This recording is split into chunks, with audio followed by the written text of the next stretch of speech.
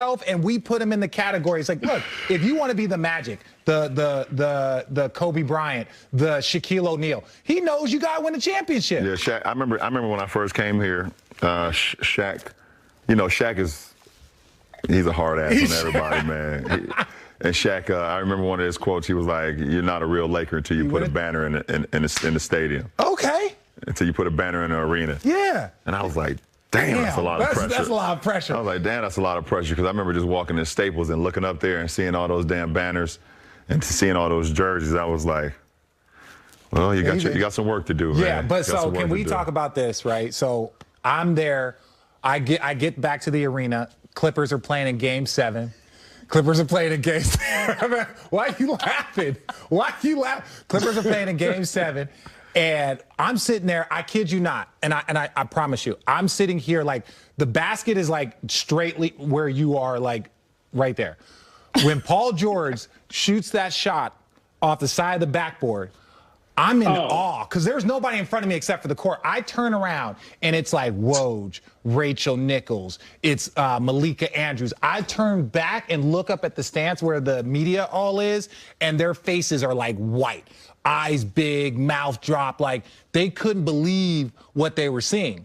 And it was just like utter shock. You FaceTime me, and I was talking to Miles, so you FaceTime me, and you were like, not on the Paul George thing, but you were just shocked, like you couldn't believe. I couldn't. You were like, you couldn't believe that was what was going on, because you guys were already sealed, right? Yeah. So you thought you were going to be playing the Clippers, and all of a sudden it was like, was there a little joy, not in the fact that they lost or the way that they lost, but now being a part of that Clippers-Lakers rivalry? That's not a rivalry, but you know what I mean. Yeah, like that was supposed to be the battle that everybody was looking at. Listen, we're watching the game. First of all, we're watching every game. Yeah. I mean, when they went up 3-1, they're up 17 in the third. You know, we preparing. You know, to possibly, you know, we feel like it's a collision course. That's been a narrative all year long. Yeah. All year long. Even by the NBA, that's why they had y'all play against each other on opening night. Opening night, like opening night, Christmas Day. Yeah. And then gave us one more game. Like the first game inside the bubble, like Clippers. Oh, everybody's counting on that. So everyone was already counting their eggs and throwing them in the basket. So, you know, Game 7, you know, even what happened in Game 5 and Game 6, like we were still preparing for the Clippers. Like, you know, no disrespect to Denver, which we found out was a damn good team when we played them in the Western Conference Finals. Yeah. We found that out. I picked them to win. I thought y'all was trash. We picked everybody except y'all the whole time. I kept doing it. I definitely saw it. He's like, oh, yeah, I picked Denver. You guys, prove me wrong. Hang on for a second, though. Prove me wrong. I see everything. I just don't say anything. Prove me wrong. Can we, for a second, weren't you the one that, like, said something out loud when Richard was on our air? Oh, yeah. We got Is he literally telling us Denver in 7? Yeah, I was telling him. I was like, Denver's going to win in 7. And Bron walks by, and I had the phrase like, ball head. And people, this is the thing. And this way, like, I appreciate the troll, because, like, you know, at the end of the day, like, we are separate, but like you root for your boys. You root, and like the Denver boys, that was where I finished my career. So like Jokic, Jamal Murray, I have so much respect for them.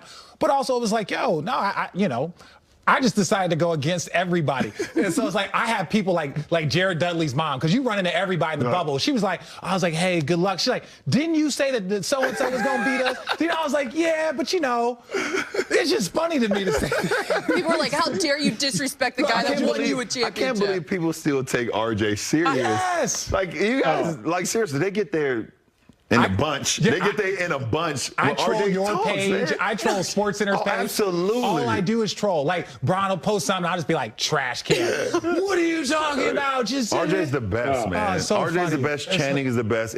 I see Channing on Twitter all the time. Like, they went crazy at Channing a week and a half ago, because he said, I don't care. Milwaukee didn't get better because Giannis can't score.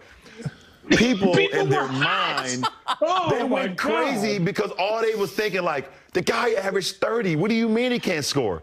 But I know what Channing is basically talking about. Like, you got to break down the game. But everyone is so like instant oatmeal and so surface. Like, did you support him when he said that Jordan? And then he tried to choose one. What seriously went through your mind When when he's he like, said Jordan that? didn't have to do anything but score. Bron did one of these. Bron did one of these. By the way, you ever No, seen? listen. Go ahead, Chan. I'll let you explain. I'll let you know what I did. When somebody said he could average 50, I said, oh, so we just going to put out, like gravity doesn't exist. The sky ain't blue. Ain't nobody ever going to average 50 in an NBA game. They're going to double team your butt left and right. I don't care who you are, whether you're Shaq, Kareem, Jordan, Bron, whoever's next. Wilt Chamberlain. Come on, man. That dude was playing against 6'2" dudes, and he was 7'9". Stop it. Listen, I completely agree with that. I don't believe nobody. There's nobody that's going to average 50 in our league. Like, nah. Okay, now that's just disrespectful. I mean, no matter how great you were in your era and how great you are to play in any era, if that's the case, I believe guys will average 50 in their era. Yeah. The era that they played in. So I don't believe that. But when Channing said what he said, if you ever seen the meme of Homer Simpson when he slides back into the bush, that was me.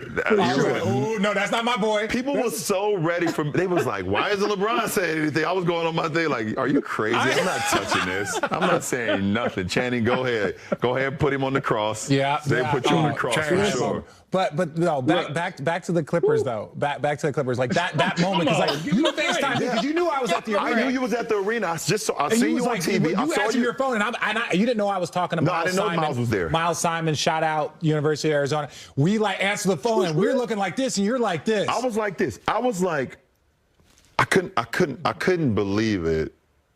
I mean, to this day, I still can't believe it. Yeah. Obviously, the better team won. Yeah, that's what happened. But still, like. Because everything, all this talking that they were doing all year, and exclude Paul and exclude Kawhi. Yeah. Even exclude Trez and I mean obviously we know who. Oh, now we know who Trez. Now it's talking shit too. Trez is talking. Trez might have said a little bit because he was a part of that crew. He like no disrespect to Trez, but he kind of like Tristan. He gonna follow. Yeah, he rolling. He roll. Yeah, exactly. And that's why he loyal. He's a loyal guy. Tristan's a loyal guy. Like if he believe in you, he gonna rock with you. So, and they put themselves in a position to get what they've been talking about all year. And I just couldn't fathom the part or come to realization that they did not seek that opportunity when it was right there. Yeah, up 3-1, up double digits every game. And just seeing the team that they had, they was built for that. I believe they was coached for that. I believe. Obviously, they got our championship head coach on their bench and T. Lue. I just did not see them losing, just like everybody else in the basketball sports world. Did not see them losing that series. Besides one of my favorite coaches, Mike Malone, and his group. Yeah, Mike Malone is my guy. I mean, I spent I believe 5 years with him in Cleveland. It's one of the guys I love the most. And you ever relationship with Kroenke? Josh Kroenke? Yeah, Josh Kroenke is my guy. Shout out Josh Kroenke. Shout out Josh. Shout out your Rams. Love you guys. Yeah. Love you, man. I can't wait to get to that new stadium. Right. Up next on Road Trippin'. The one thing that I know for sure, that I've been a part of 2 teams that's won the 2 hard. The shock was when it happened, and like I had only been there a short amount of time because I got there right before the conference finals were about to start. So I'd only gotten out of quarantine for like 2 or 3 days. And like to see all Marcus Spears, to see all of the media people, because I was just watching the game and I saw it and I was like, what the hell? Did I turn around to look? And it was just like everybody was just, they couldn't believe. And it was different than like when you saw like Golden State come back from because it was like they were the best team in the league all year. And even though KD and Westbrook, it was like, the best team. They had the ability to do that. The best team, but it was just like, to watch that was mind-blowing. I just felt like the Clippers would win that series. Yeah. I feel like they had some championship DNA. Obviously, Kawhi, champion, T. Lue champion, Doc champion, and I just felt like they had built up enough mantra over that year to win it. Okay, let me ask you this, because, and I'm sure you'll take this somewhere else too. Once it was all said and done, you had your moment on the mic. Yeah. And you said the whole organization, Rob Pelinka, Jeannie Buss. As much as she setting you up, she's setting me up. Everyone needed respect. What's that one baseball game when you're a kid? What they call it? T-ball? Yeah. That's basically what she did. Yeah, she just put it right on there. Look, I'm a team player. Yeah, you're great at what you do. Yeah. I'm going to give you the lob. With that said, you said that you wanted respect on your name. Put that respect on my name. I want to know why. I love having I want to know just why. exploding. Because I really do. I have literally not talked to you about it. I want to know why in that moment. And I want to know if the 4th championship has changed you. Why did I say that just at the end about me or about everybody? Well, I think Well, about okay. everyone. About everyone because one you let me break know. it down. Let me break it down for everybody. So first of all, the organization. Obviously, the Lakers have been on for the last 5 to 7 years, and rightfully so. Maybe longer. Maybe longer. Because they want you to win. They want you to win. But it was you know, and from the outside looking in, and then when I actually got in it, you know, it was, and I want to be a part of the change. Yeah. So, okay, now we this is a change. We want the Lakers want their respect. Yep. Jeannie Buss being the only female owner, well, along with Portland because, you know, the late great, and also in New Orleans as well. Yeah. But she's the first female champion to win a championship. Yeah. And there was a lot of beef. There was a lot of beef. Like, other things happened, but she took over because she took over, and obviously people know the story with her brothers and all that stuff. And she, you know, but more importantly, she wanted to just grab the Laker franchise. She had grown up underneath her father, the late great Dr. Buss, and knew what it took to win, and got it to that point. Love her to hate it, give her her respect. Rob Pelinka, obviously, Rob Pelinka was been on for the last few years, either, you know, with his relationship with Magic, or whatever the case may be. He's only the GM because of Kobe and his relationship with Kobe. Whatever you say. He built a championship team. We won a championship. Yep. Coach Vogel as well. You know, they didn't believe that they believed he was a second fiddle, you know, for the Lakers job. You know, it should have been T. Lue. Obviously, we know what happened with that. You know, he put us in position. He made the right play calls. He made the right adjustments. When we played, okay, JaVale was starting. Okay, we played his team. Okay, well, I need Dwight in here. Okay, you're starting. I need Keith in this series. AD, in the Houston series. AD, you're playing in the Houston series. JaVale, Dwight, this is not the series for you. Keith, AD, you guys got to dominate the interior. Yeah. You know, AC. Now you're gonna have to start. You know, in the finals, AC, I need you to start at one of the guards. He made those adjustments. He won a championship. And for me personally, after all that I've accomplished still in this league, there's still conversation of like doubt. And I can hear and I see it, and I see it on my feed every time I post something with this jackass across from me. I just do it to motivate you. No, and I love it. I love you too. Just from people that really, that the basketball world, because it's the people on TV and there's writers that write, that people in the basketball world really listen to. And they really believe. And I'm not going to give any of those names on this show because they don't deserve it. You want me to? No, I'm joking. I'll retweet it when you tweet it. Okay. Oh my God. Okay. That continue to discredit or continue to not to understand what, you know, the drive that I put into it. You know, they talk about these players, or, well, he doesn't have that same drive as them, or he doesn't have that same mentality as those. If he did, and they see what I continue to accomplish. So, you know, it was a reassurance to myself, but it was also like to the naysayers and to the haters, which will always be there, even after I'm done playing. I'm always going to be right here. And to Channing. Right here. Yeah. You know, I hear it, I see it, and just like one of the words I've been using today, holding them accountable. Yeah. And I'm holding them accountable. Well, this is the part that, like, I always consider you like big little brother. Big brother because, you know, I respect, like, all the things that you do. Little brother because I've watched you since you came in, like so many other people. But there was one part that caught me in your, like, speech at the end when Rachel tried to tee you up. A couple years ago, after we won the championship, you said, look at his face. You said, you know what? And I understood because I was a witness. No pun intended. I was a witness, no pun intended. You were like, I believe that right there. after we won a championship, made me the greatest because you had done something that had never been done before. Our team had done something that had never been done before. And people don't understand from an athlete standpoint the confidence and the mental confidence that we have to instill in ourselves.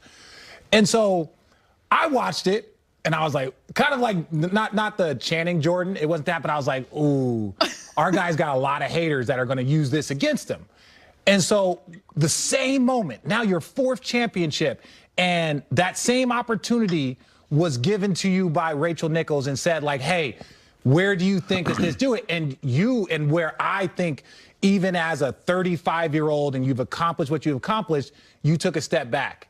And you were like, you know what? I'm smarter, I'm wiser, even than I was 4 years ago. You know what? That's not for me to decide. That's for everybody else. People are always going to argue that. So, like, I viewed it as a moment of maturity, right? Like, why is it that you took a step back in that moment? Not saying that you changed your mind or any of that. Because I realized that the conversation is going to continue to happen no matter what. And it's great for the game. Yeah. It's great for the barbershops. It's great for the game. It's going to continue to happen. I don't know why. The one thing I don't understand is, like, you never hear, the greatest quarterbacks always talked about. You never hear, like, who's the greatest quarterback, Brady or Montana. Yeah. You got Montana with 5, you got Brady with 6. Yeah. Or you used to hear the Peyton and Brady thing when they played, but, Brady started to win a lot more and things of that nature. But you never hear, like, every single conversation. Even baseball. It's like Babe Ruth, and then people just move on. Right, they just move on. No more arguments. Right, Babe no Ruth's more arguments. Baseball player. Right, exactly. So, well, other sports, hockey, you hear Wayne Gretzky. People move on. You haven't heard anything since. No, you move on. Wayne Gretzky is the greatest. You move on. There's, things of that nature. But, the conversation is going to always be had, and it's great for debates because they want to compare errors. They want to compare players and who they've seen. The one thing that I know for sure, that I've been a part of 2 teams that's won the 2 hardest championships in NBA league history. The 2016 Cavs coming back from 3-1 versus 73-9 team, being down 3-1 versus one of the best teams that ever been assembled. 2-time MVP. 2-time MVP. And then what we went through in the bubble. And if you were not in a bubble, you don't quite understand it. You will never, ever understand how hard it was to win that championship, to be able to motivate yourself, to be this is literally out of your whole comfort zone. No family, no family. I didn't see my family for 8.5 weeks. And then it was just my wife. I didn't see my kids until I got out of the bubble, 96 days. Everything you're accustomed to, your own bed or your chef, your sleeping pattern, you're so accustomed to, for me, I'm a routine guy. And when my routine is, like, knocked off, it's like, I don't know, it's hard for me to center myself. So I'm with you. I'm literally in a bubble at times, like,